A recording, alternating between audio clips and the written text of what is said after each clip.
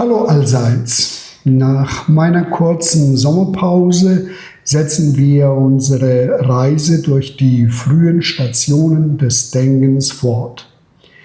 In den vergangenen Sendungen haben wir gesehen, wie sich die Frage nach Natur, Ordnung und Erkenntnis Schritt für Schritt verändert hat. Zuletzt stand Xenophanes im Mittelpunkt mit seiner scharfen Kritik daran, dass Menschen ihre eigenen Eigenschaften auf die Götter projizieren und mit der Frage, wie sicher menschliches Wissen überhaupt sein kann.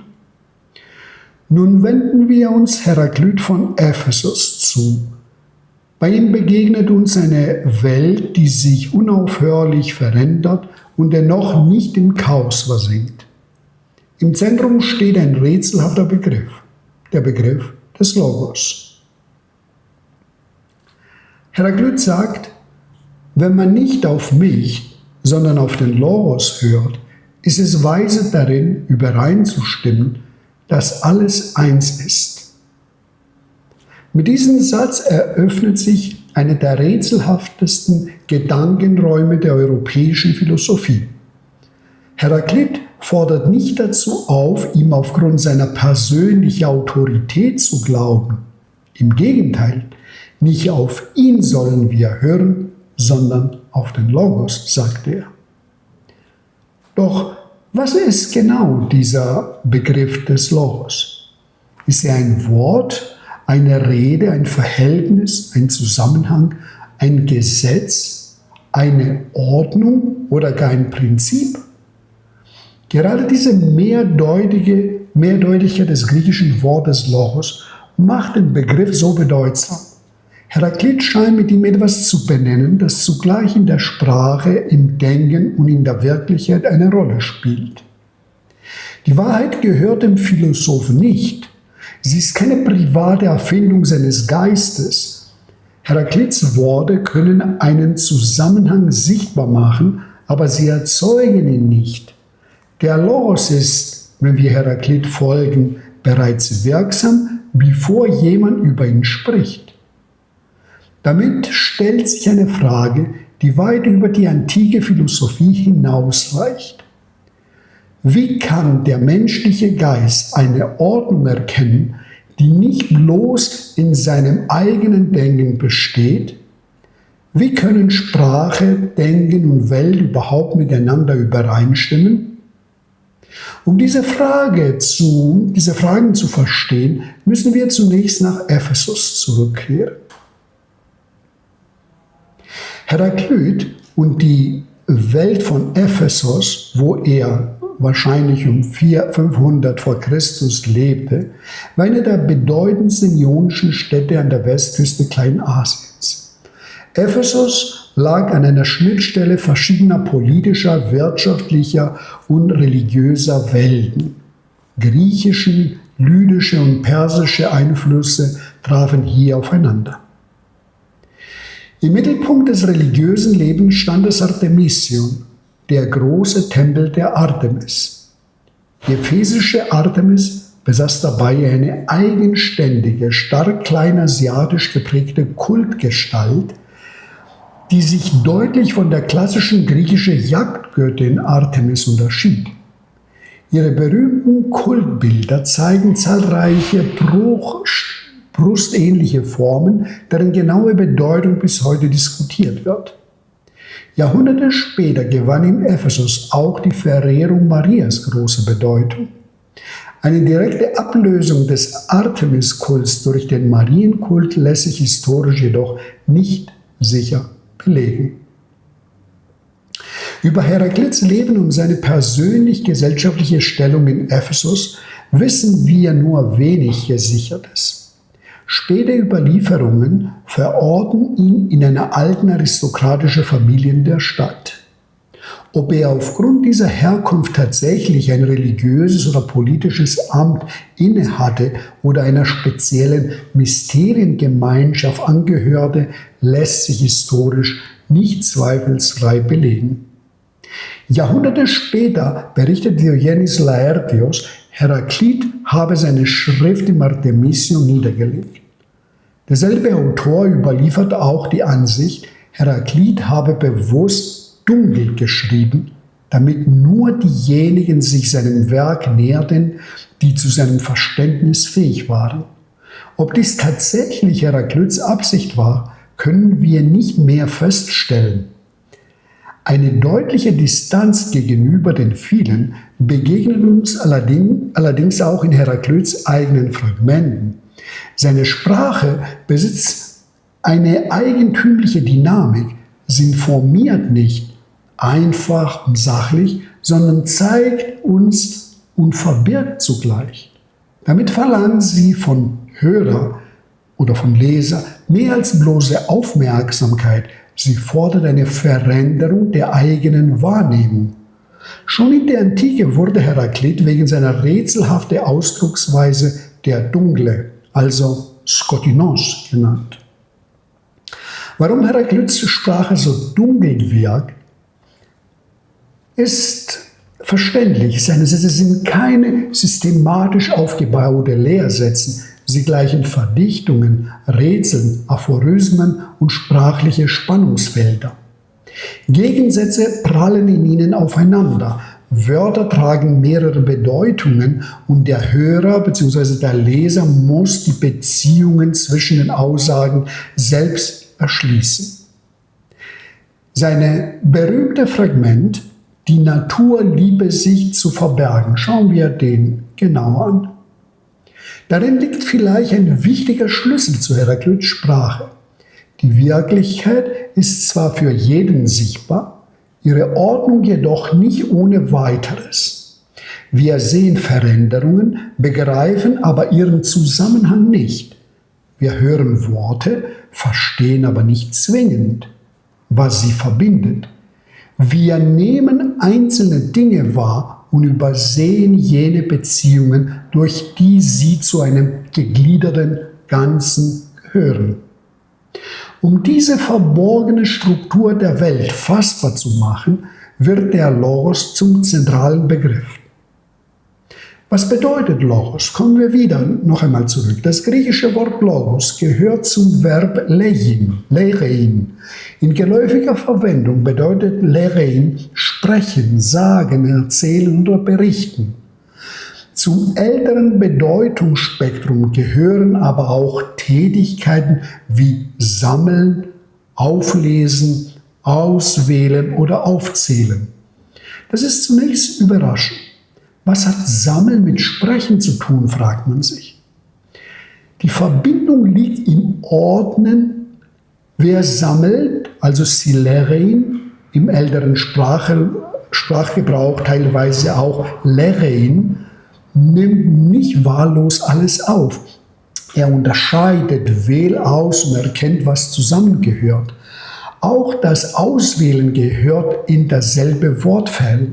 Eklerestei, aus einer Menge auswählen also.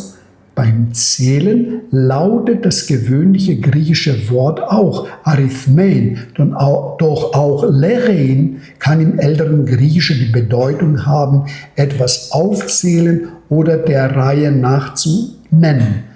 Beim Erzählen und Berichten wiederum werden Ereignisse ausgewählt und in eine sinnvolle Abfolge gebracht. Und beim Sprechen, also Lerein, werden die Laute, die Wörter miteinander verbunden, dass aus ihnen eine verständliche Aussage entsteht. In allen diesen Vorgängen geschieht etwas Verwandtes. Eine Vielfalt wird unterschieden, ausgewählt, geordnet und in einen Zusammenhang gebracht. Dabei ist Vorsicht geboten. Heraklit selbst entwickelt keine systematische Sprachtheorie, in der er den Logos ausdrücklich etymologisch aus dem Sammeln ableitet. Es wäre falsch, ihm ein modernes linguistisches Konzept zuzuschreiben. Aber das Bedeutungsspektrum des Wortes eröffnet einen Zugang zu seinem Denken. Logos meint bei Heraklit nicht einfach ein einzelnes gesprochenes Wort. Der Begriff kann Rede, Darlegen oder Erklärung bedeuten. In anderen Zusammenhängen auch Verhältnis, Maß oder Proportion. Gerade diese Spannweite macht ihn philosophisch so folgenreich. Gleich zu Beginn seiner Schrift erklärt Heraklit, dass die Menschen diese Logos nicht verstehen, obwohl alles gemäß diesem Logos geschieht. Was bedeutet das konkret? Zunächst könnten mit dem Logos Heraklits eigene Rede gemeint sein. Doch wenn alles gemäß diesem Logos geschieht, lasse sich der Begriff nicht einfach auf das gesprochene oder geschriebene Wort reduzieren. Heraklits Rede beansprucht vielmehr, einen gemeinsamen Zusammenhang zur Sprache zu bringen, der nicht erst durch diese Rede geschaffen wird. Gerade darin liegt die eigentümliche Spannung des Begriffs zwischen Sprache, Erkenntnis und der Ordnung dessen, was geschieht. Eine Aussage ist in diesem Sinn nicht deshalb wahr, weil sie rhetorisch überzeugt. Sie ist wahr, wenn sie Beziehungen sichtbar macht, die sich an der Wirklichkeit bewähren. Heraklits Logos verbindet damit 3 Ebenen: die Ordnung der Wirklichkeit, die Fähigkeit des Menschen, diese Ordnung zu erkennen, und die Sprache, in der sie ausgesprochen werden kann. Das Gemeinsame und die private Perspektive. An dieser Stelle wird ein zweites Fragment entscheiden. Heraklit sagt sinngemäß: Obwohl der Logos gemeinsam ist, leben die meisten Menschen so, als hätten sie eine eigene private Einsicht. Das griechische Wort dafür lautet Xenos, gemeinsam. Gemeinsam bedeutet hier keineswegs, dass die Mehrheit über die Wahrheit entscheidet. Heraklit ist alles andere als ein Philosoph des Mehrheitsurteils. Dass viele Menschen etwas glauben, macht es für ihn noch lange nicht wahr. Gemeinsam bedeutet vielmehr, die Ordnung, auf die sich wahres Denken richtet, ist nicht für jeden Menschen eine völlig andere. Natürlich besitzen wir unterschiedliche Perspektiven. Wir haben verschiedene Körper, Erfahrungen, Erinnerungen und Interessen. Doch daraus folgt nicht, dass jeder Mensch in einer vollkommen isolierten Wirklichkeit lebt. Heraklits Kritik richtet sich gegen die Verwechslung der privaten Perspektive mit der Wirklichkeit selbst.